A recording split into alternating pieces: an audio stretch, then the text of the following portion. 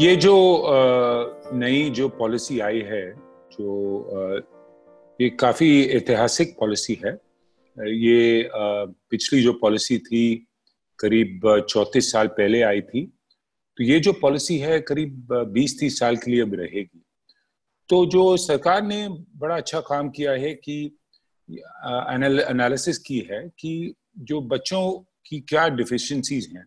हमारी जो सिस्टम है, जो पिछले 34 साल में बहुत बच्चे अब स्कूल जा रहे हैं, तो एनरोलमेंट तो हो गई है। एलिमेंट्री स्कूल में अगर आप देखेंगे, प्राइमरी में तो अब यूनिवर्सल हो गई है, तो ऑलमोस्ट 100% बच्चे स्कूल जा रहे हैं, और कॉलेज में 25%, 26% तक चली गई है।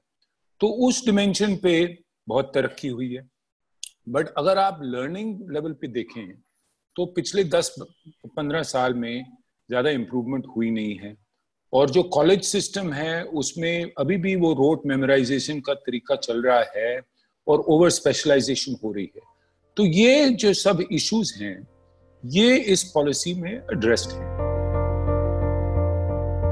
देखिए, ये 3 लैंग्वेजेस का फॉर्मूला है, इस पे काफी चर्चा हुई थी, कंसल्टेशन हुई थी, और उसके बाद ये जो सेटल हुआ है ये मेरे हिसाब से ठीक जगह पे ये सेटल हुआ है जो फाइनल पॉलिसी में है।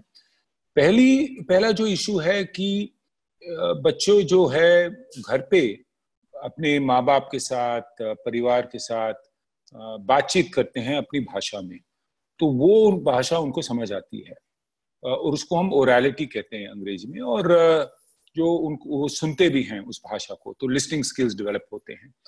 बट जो रीडिंग है, जो पढ़ाई है, और जो लिखना है, राइटिंग है, ये आसानी से सीखा नहीं जाता है, ये स्कूल में सिखाया जाता है। और अगर आप सोचें तो जो अपनी पहली भाषा है, जो घर पे जिसमें हम बात कर रहे हैं, उसी पे ज्यादा फोकस होना चाहिए जो अर्ली ग्रेड्स में। बिकॉज आज के डेट में क्या हो रहा है कि बच्चे पढ़ना नहीं सीख सकते। करीब आधे बच्चे जो हैं वो रीडिंग डिफिशिएंट हैं। तो अगर उस पर अगर ज्यादा फोकस हो तो जो मेन भाषा है उस पर जरा फोकस करें, जो घर पे बोला गया है। और ये हमारी सोसाइटी मल्टीलिंगुअल सोसाइटी है, तो एज ए रिजल्ट कभी कभी घर की भाषा जो है यूपी में वो हिंदी नहीं होगी, कोई और भाषा है। फिर हिंदी जो है स्टेट की भाषा है, एंड इंग्लिश इंपॉर्टेंट भाषा है from a commerce stand point. तो आई थिंक जो हमारी जो डाइवर्सिटी है इंडिया में, उसको देखते हुए आई थिंक ये जो 3 लैंग्वेज फॉर्मूला है ये काफी इसेंशियल है हमारी। जी, तो आई थिंक एक ये है कि ये जो स्कूल लेवल पे भी काफी फोकस है मल्टी डिसिप्लिनरिटी पे, कि ज्यादा एक्सपोजर हो बच्चों को, और होलिस्टिक लर्निंग भी हो, और एप्लीकेशन बेस्ड लर्निंग। तो अगर आप साइंटिफिक टेम्पर को देखें, एक तो जो सबसे ज्यादा सक्सेसफुल साइंटिस्ट रहे हैं वो क्रिएटिव हैं। उनको एक अपने डिसिप्लिन पे फोकस है, बट दूसरी चीजों को भी की समझ है। वो बाहर बैठ के पेड़ को देखते हैं, वो कुछ गिर रहा है, बोलते हैं कि ये ग्रेविटी हो सकता है। आई मीन ऐसे थिंग्स सिर्फ लैब में सिर्फ काम नहीं होता है। तो एक तो exposure I think multi disciplinary critical है, और सेकंड इज ये application based learning, which is कि अगर हम सिर्फ किताब से पढ़ें साइंस को, रटा करके फिर वो एग्जाम में मार्क्स प्राप्त करें, तो इससे साइंटिफिक टेम्पर नहीं बनती। तो अप्लाई करें, एक्सपेरिमेंट्स करें, इसको घर पे जाके मतलब कुछ बनाएं या प्रोजेक्ट करें, स्कूल में कंपटीशन में भरें। इससे मतलब लोगों को रियल साइंस समझ आएगी, एक्सपोजर आएगा, जिसको मैं कहता हूँ वर्नैक्युलर साइंस। वो अपने आसपास के जो प्रॉब्लम्स हैं उसको साइंस से एड्रेस अगर कर सकें तो फिर उनको मतलब साइंस की समझ आएगी कि इसका फायदा क्या है, हम क्यों सीख रहे हैं इसको।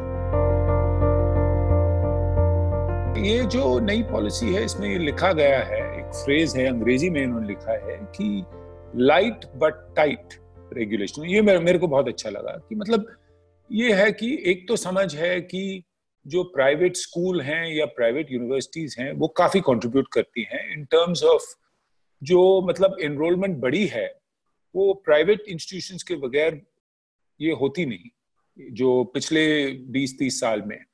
और अब तो हैं ये प्राइवेट इंस्टीट्यूशन, तो इनको हम बेहतर कैसा बनाएं, बिकॉज कई जो हैं इतने उनकी क्वालिटी काफी लो है। सो मेरे को लगता है जो रेगुलेशन का जो मेन फोकस है कि लाइटर टच रेगुलेशन, मतलब कि आप सेल्फ डिस्क्लोजर कीजिए, ये नहीं है कि इंस्पेक्शन होता रहेगा, आप जो नॉर्म्स हैं ये डिफाइंड हैं, आप उसके अगेंस्ट सेल्फ डिस्क्लोज कीजिए, अगर लगे कि आप कंप्लाई नहीं कर रहे हैं तो हम आके चेक कर लेंगे। बट लाइट टच रेगुलेशन, ज्यादा ऑटोनॉमी स्कूल्स को और जो कॉलेजेस हैं जैसे एफिलिएटेड कॉलेज है उनको ज्यादा ऑटोनॉमी दी जाए, ये बहुत इंपॉर्टेंट है। But at the same time disclosure की जरूरत है, ट्रांसपेरेंसी की जरूरत है, ताकि पेरेंट्स को पता चले कि ये स्कूल में हो क्या रहा है, और उसके लिए लर्निंग इंडिकेटर भी होना चाहिए, कोई क्वालिटी एश्योरेंस की जरूरत है। तो ये अप्रोच मेरे को अच्छा लगा, ये लाइट बट टाइट, मतलब कि इनको फ्रीडम दो but at the same time की क्वालिटी एश्योरेंस होनी चाहिए और ट्रांसपेरेंसी होनी चाहिए। देखिए 4 साल का जो है ये फ्लेक्सिबिलिटी की बात है। जो बीए बीएससी डिग्री है पहले फ्लेक्सिबिलिटी थी, फिर उसके बाद कहा गया कि ये 3 साल की डिग्री है। मैं सोचता हूं कि इस पॉलिसी में लिखा गया है कि मल्टीपल एंट्री और एग्जिट पॉइंट्स हो सकते हैं, और ये बहुत अच्छा है बिकॉज जो स्टूडेंट्स हैं, हर स्टूडेंट का लक्ष्य जो है एकदम सिमिलर नहीं होता है। कई जो हैं उनको बेसिक वोकेशनल जॉब्स में जाना है तो 1 साल की एसोसिएट डिग्री उनको मिल सकती है, कईयों को डिप्लोमा की जरूरत है, बेसिक अगेन जॉब करना है तो उसमें डिप्लोमा लेके आप अपना काम कर सकते हैं। आपको हार्डवेयर मेंटेनेंस करनी है, उसका डिप्लोमा लेके आप आईटी हार्डवेयर की मेंटेनेंस कर सकते हैं, उसमें कोई भारी डिग्री की जरूरत नहीं है। जिनको मतलब प्रॉपर बीए बीएससी डिग्री करनी है वो मिनिमम 3 साल का है, बट 4 साल की भी अब फ्लेक्सिबिलिटी दी गई है, बिकॉज अगर मल्टी डिसिप्लिनरी एजुकेशन होगी और अगर स्टूडेंट्स को ज्यादा चॉइस मिलेगा तो वो अब जब आएंगे पहले साल में थोड़ा एक्सपेरिमेंट करेंगे, उनको पता चलेगा देखो मैंने कभी पढ़ा नहीं था ये कंप्यूटर साइंस स्कूल में, बट उसमें मेरे को बहुत इंटरेस्ट है, तो मैं क्यों ना अब उसमें स्पेशलाइज करूं। बट मेरे को हिस्ट्री में भी, इतिहास में भी काफी दिलचस्पी है, तो मैं दोनों को साइड बाय साइड मेंटेन कर सकता हूं। इसमें मैं मेरे डिग्री कंप्यूटर साइंस में और माइनर जो है छोटा जो मिनी डिग्री जैसे है वो हिस्ट्री में मिल सकता है। तो ये अब जो फ्लेक्सिबिलिटी है, जो चॉइस है हमने दिया है, अगर स्टूडेंट को उसको फुल्ली यूटिलाइज करना है तो 4 साल की जरूरत पड़ेगी, बिकॉज अगर आप पहले साल में एक्सप्लोर करेंगे तो पूरा जो रिक्वायरमेंट है, जो सिलेबस है डिग्री के लिए डिसिप्लिन में, वो 3 साल में कंप्लीट करना पॉसिबल है। बट अगर आपको 2 डिग्री करने हैं या 2 डिसिप्लिन करने हैं तो जो 4 साल है वो ऑप्टिमल रहेगा। तो आई थिंक ये जो फ्रीडम है 3 साल का 4 साल का, ये तो बहुत अच्छा है। एटलीस्ट अशोका यूनिवर्सिटी के लिए तो हम तो सोचते हैं 4 साल में actually be more appropriate, because जो इंट्रोडक्टरी कोर्सेज हैं, जो फाउंडेशन कोर्सेज हैं, जो चॉइस हम देते हैं, उससे ज्यादा फ्रीडम होगी स्टूडेंट्स को और ज्यादा मिक्सिंग एंड मैचिंग।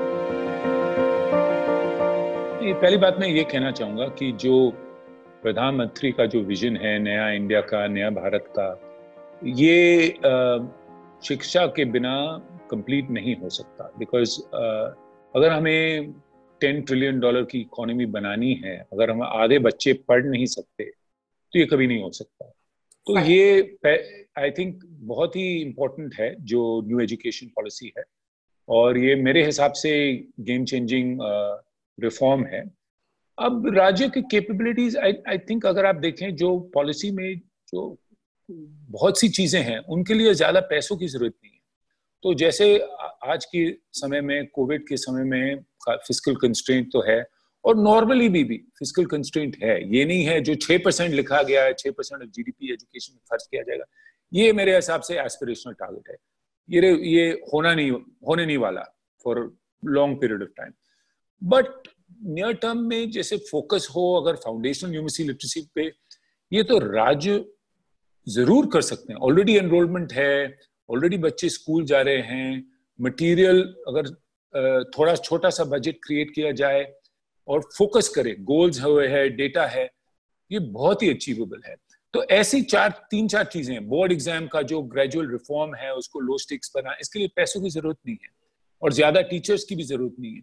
तो ऐसे मेरे ख्याल से 4-5 क्रिटिकल रिफॉर्म्स हैं जो इस पॉलिसी में हैं, जिसमें मैन पावर या लोगों की जरूरत नहीं है, या ज्यादा रिक्रूटमेंट की जरूरत नहीं है, पैसे की जरूरत नहीं है, एंड ये आज की डेट में हम शुरू कर सकते हैं।